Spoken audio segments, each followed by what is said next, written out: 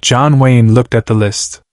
He saw one name, and his knees buckled. Monument Valley. 1970. The desert stretched endless under a sky so blue it hurt to look at. The film set was dressed like 100 others Wayne had worked on, wooden storefronts, hitching posts, dust that never settled. The crew moved with the practiced efficiency of people who had done this 1,000 times. Wayne stood near the camera, script pages in one hand, the other resting on his belt. He was 63 years old. His face was weathered from decades under western suns. His body was tired in ways he didn't talk about. But he stood the way he always stood, solid, immovable, present. The assistant director approached with a clipboard. Young kid, maybe 25. Eager. Nervous around the Duke. Mr. Wayne, the producer asked me to give you this. It's the final stunt team roster for the cavalry sequence. He wants your approval before we shoot tomorrow. Wayne took the single sheet of paper without looking at it.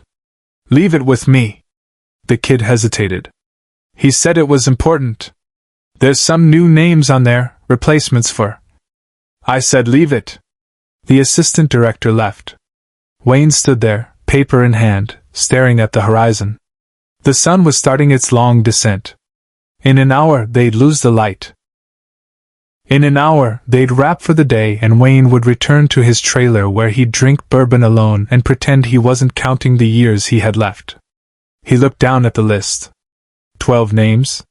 Stunt coordinators and riders. Men who would fall off horses and crash through windows and take the punches Wayne's aging body could no longer safely take. He read the first name. Professional.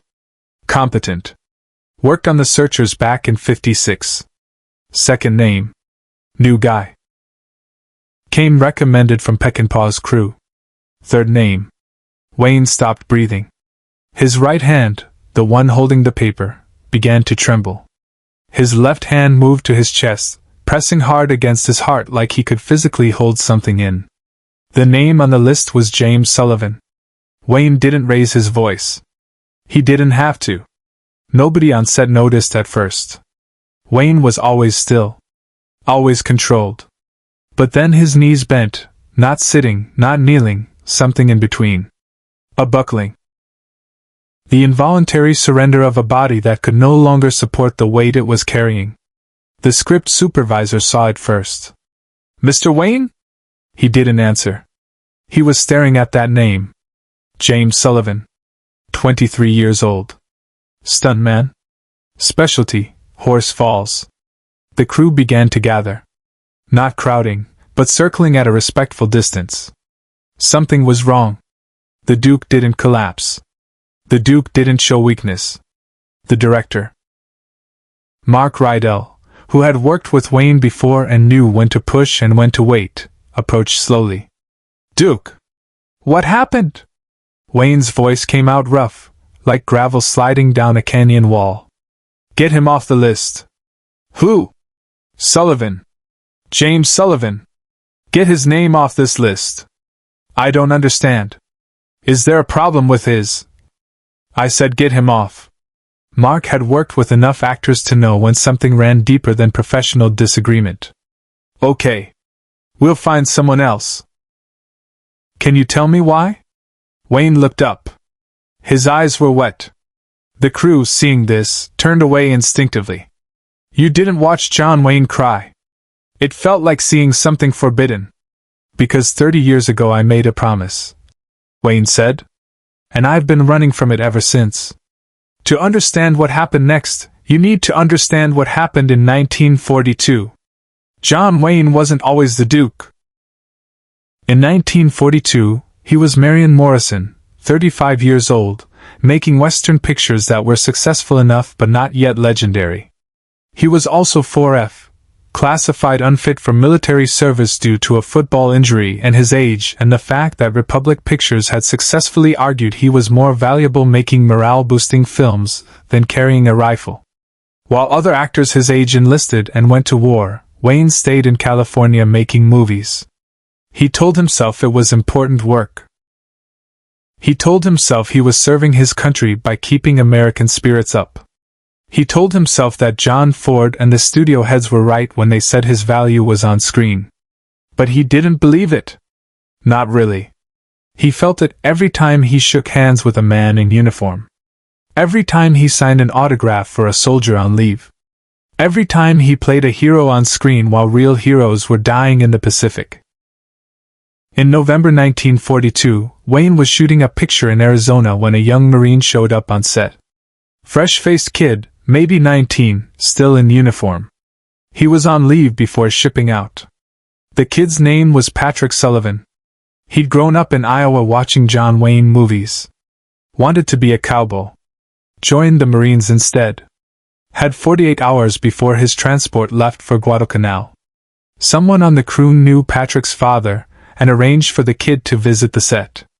Meet his hero. Get an autograph. Wayne spent an hour with him. They sat on the steps of a fake saloon and talked.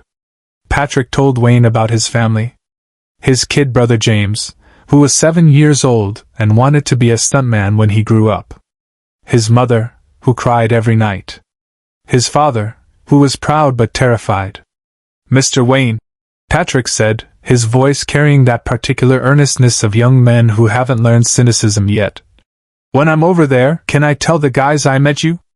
Course you can. And can I tell them you said we're doing the right thing? That it matters? Wayne felt something crack in his chest. This kid was asking him, an actor playing dress-up in the desert, for validation that risking his life meant something. You're the bravest man I'll ever meet, Wayne said, and meant it. What you're doing matters more than anything I'll ever do on a movie set. Patrick smiled. Then he reached into his pocket and pulled out a photograph. It showed a little boy. 7 years old, gap-toothed, holding a toy gun and wearing a cardboard cowboy hat. That's my brother James. He watches all your movies. Wants to do all the stunts he sees on screen. Patrick handed the photo to Wayne. If something happens to me over there, would you look after him? Make sure he's okay. Maybe if he tries to get into pictures someday, give him a chance? Wayne took the photograph. Looked at that little boy's face. Nothing's going to happen to you. But if it does, Wayne said, meeting the kid's eyes, I give you my word. I'll look after your brother. Make sure he gets his shot. They shook hands. Patrick Sullivan left the set. 4 months later, he was killed on Guadalcanal. Shot through the chest during a night assault. He was 19 years and 4 months old. Subscribe and leave a comment, because the most important part of this story is still unfolding. Wayne kept the photograph. He carried it through the rest of the 40s. Through Red River and Fort Apache, and she wore a yellow ribbon. Through his divorce and remarriage. Through the McCarthy years and the blacklists and the Cold War. Through the evolution from Marion Morrison into John Wayne icon. He kept meaning to follow up. To find the Sullivan family. To check on that little boy James who wanted to be a stuntman. To honor the promise he'd made to a Marine who died asking him to care for someone. But the years piled up. The movies kept coming. The Duke became bigger than the man. And the promise, like so many promises made in wartime by people who survived when others didn't, got buried under guilt and time and the relentless forward motion of a career. Wayne told himself he'd forgotten. He told himself it was too late. He told himself that a 7-year-old boy in 1942 would be a grown man now who didn't need John Wayne's help. He told himself a lot of things. And then, on a desert film set in 1970, he read a stunt roster and saw the name, James Sullivan. Age 35. Specialty, Horse Falls. The same James Sullivan. The gap-toothed kid from the photograph. Patrick's little brother. Away from the cameras, Wayne made a choice no one expected. The crew gave him space. Mark Rydell had called for an early wrap. The sun was setting over Monument Valley, painting the rocks in shades of amber and blood. Wayne sat alone on the steps of the fake saloon. The same kind of steps where he'd sat with Patrick Sullivan 20 years ago. The list was on the ground beside him. In his hand was the photograph he still carried. creased and faded. A 7-year-old boy in a cardboard cowboy hat. Footsteps approached. Wayne didn't look up. "Mr. Wayne?" A man's voice. Uncertain. "I'm James Sullivan. The AD said you wanted to see me?"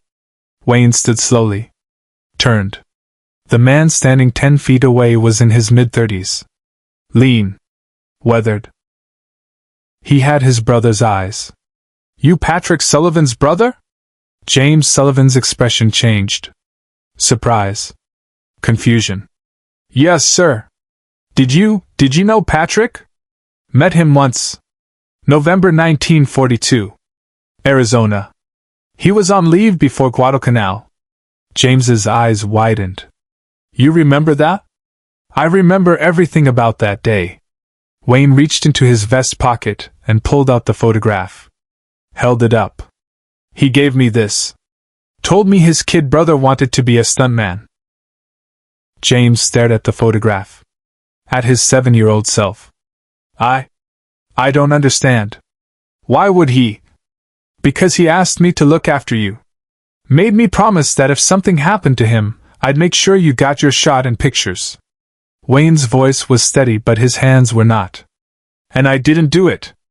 For 28 years, I carried this picture and did nothing. I forgot. Or I convinced myself I had." The silence stretched. The desert wind moved dust across the set. "Mr. Wayne," James said slowly, "I've been working as a stuntman for 12 years. I'm on this roster because I earned it. I don't need—" "I know you don't need it," Wayne interrupted. "You made it on your own. But that's not the point. The point is I gave your brother my word. A Marine who died 4 months later believing I would keep it. And I didn't." James looked at the photograph again. At the little boy he'd been. "My brother talked about meeting you. In the letters he sent home before Guadalcanal. He said John Wayne told him what he was doing mattered. That meant everything to him." Wayne felt his throat tighten. "He asked me to take care of you. Not because you needed taking care of. But because he needed to believe someone would. And I let him die thinking I would." "You didn't let him die," James said quietly. "The war did that." "No. But I let his last wish go unfulfilled. And I don't know how to make that right." But what followed would stay with everyone who witnessed it, forever.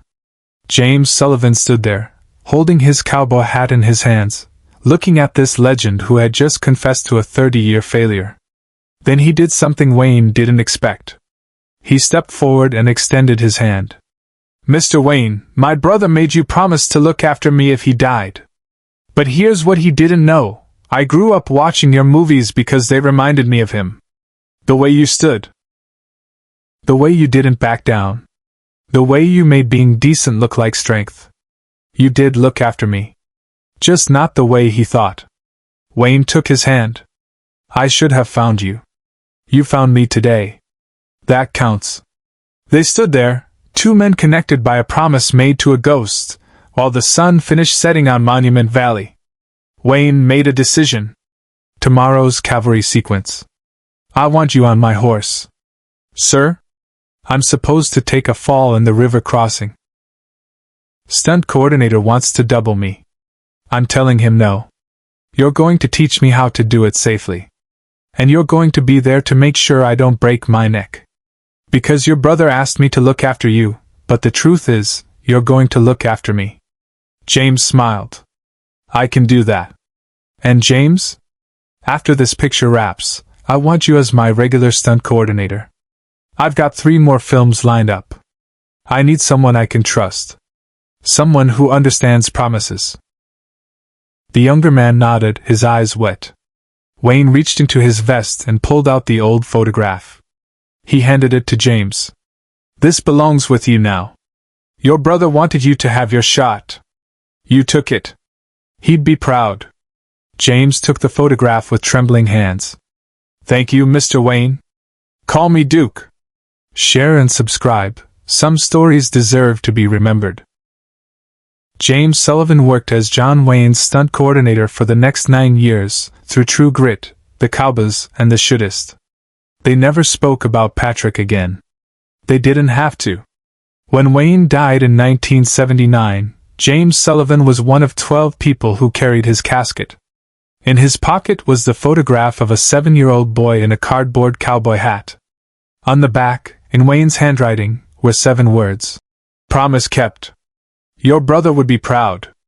Some debts take 30 years to pay. But they get paid.